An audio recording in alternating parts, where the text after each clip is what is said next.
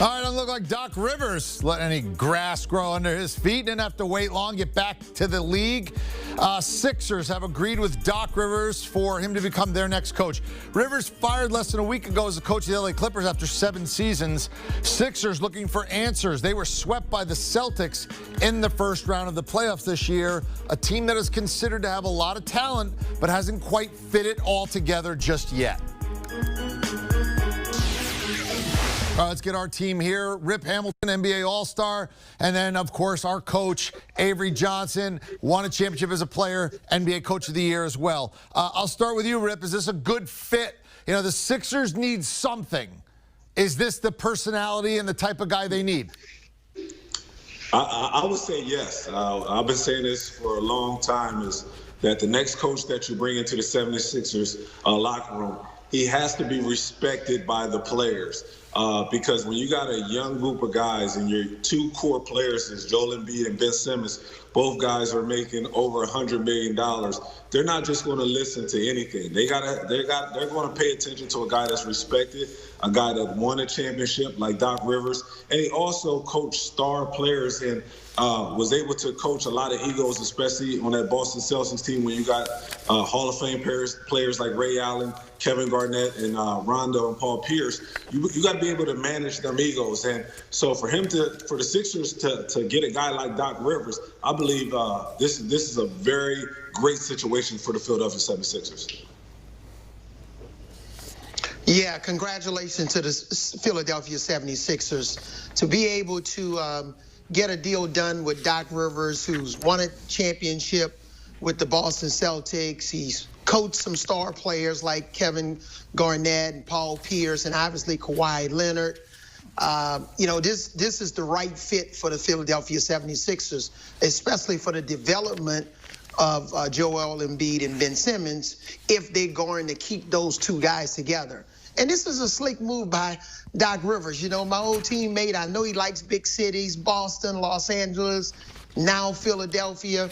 And I think this was a very strategic move to go back to the Eastern Conference, where there's probably a little bit of an easier pathway to the NBA championship through the Eastern Conference rather than the Western Conference. Rip, what's job number 1 if he wants to get there, right? I mean, some people said, well, you got to get your guys to play together, especially your stars. You talked about the fact that they have to listen to the message and respect the guy. But what does the message need to be first and foremost that isn't the obvious play hard, play better, let's do our thing? Well, I think the big message for them is, hey, you got to prepare yourself for the season. You can't just come into the season out of shape like Joel Embiid has been the past couple years. So I think that the message for them is, hey, you know what, our work starts way before the season starts. So I just think having a personal relationship with your star players and having them conversations and your veteran, getting key veterans on that roster that can kind of police the locker room for your team, because they have talent. I think it's just all about them getting on the same page, especially on both ends of the floor, and I think Doc is the man that can do that for them. But preparation, the season starts way before the season begins. I agree with Rip. A couple last words. You got to get in shape. That's what Rip is talking about. Joel Embiid specifically, you got to be in tip-top condition. You got to be willing to make the sacrifice across the board. And sacrifice is not just when you're playing the game. It's in your preparation.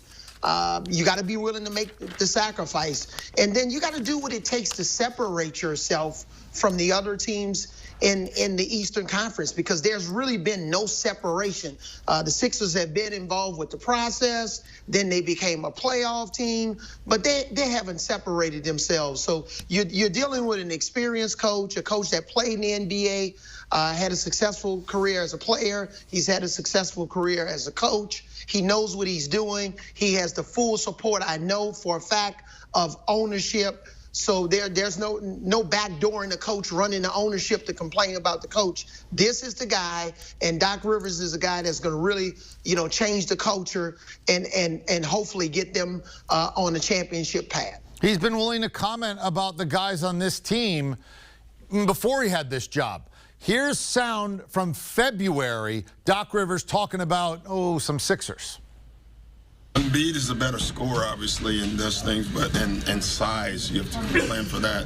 But Simmons has the ball. He's more like Magic, I guess. It's Magic and Kareem, I guess, in some ways. Where Magic had the ball and he was creating, getting everybody involved, and then, you gave the ball to Kareem and he scored. Embiid is tough because he can do both. Stretch fives are very difficult. He's a post five that can stretch five. Those guys are tough. Magic and Kareem. He's a combo of Magic and At least he's not hyping him up too much or anything like that. All right, Rip, go ahead, react to that. That was actually pretty cool, right? Because me and Coach Avery, we had a conversation about that a few segments ago when the 76ers released Brett Brown, and the question that was asked to us is, do they got to get rid of one of the star players, Joel Embiid or Ben Simmons? And we both reacted like, nah, you can't get rid of both of them, one of them players, because the job is not as appetizing for a guy like Doc Rivers to be able to one, knowing that he got 2 more years that the Clippers have to pay him. So he could go get a TV job and still get paid. So with them having both of them star players on the roster right now is appetizing to a great coach like Doc Rivers to come there to coach him, because, like Coach said, he's in the Eastern Conference now, and now his chances are better to get this team to the NBA Finals. And I think you got to keep your eyes on 2 things. Number one, with the comments from Doc Rivers, expect Ben Simmons to move back to point guard. There was an experiment with him to become a power forward. He was played more in the paint, behind the basket. Other guys handled the ball, but not in Doc Rivers' system. So look for Ben Simmons to move back to full-time point guard, use his size, his ball handling ability. Sure, he has to continue to develop a jump shot. I know Doc Rivers is going to persuade him to do that. And the second thing, look for Doc Rivers to bring in maybe some sort of a Jimmy Butler type personality, because this really was a slap in the face to Ben Simmons and Joel Embiid, that a guy like Jimmy Butler wanted to leave and go to Miami because he didn't think they were committed enough to winning, and they were a little soft in their personality. So look for Doc Rivers to bring in a little bit more of a stronger personality via free agency or trade, because he probably knows in the back of his mind that's going to balance his team off. Gentlemen, excellent analysis. Oh, Rip, go ahead. I'm sorry. Please, let me hear you. No, I wanted to say Coach made a valid point. You got to remember, Doc Rivers coached Rondo, and Rondo wasn't one of the better shooters at the point guard position, but he made it work. He understood who Rondo was. So, that's a great thing to point out, that, Doc Rivers will probably move him back to the point guard position.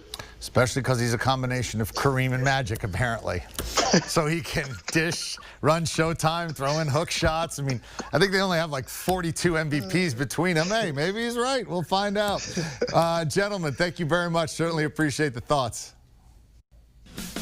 All right. Look, Doc Rivers is...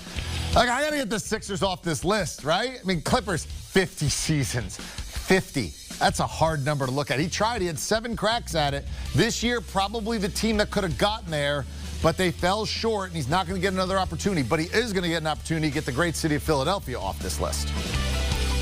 Do you want a sports network that delivers everything that matters about the game? The highlights, the picks, the instant analysis, no yelling, no fake debates, no politics. Hit the subscribe button and never miss a moment.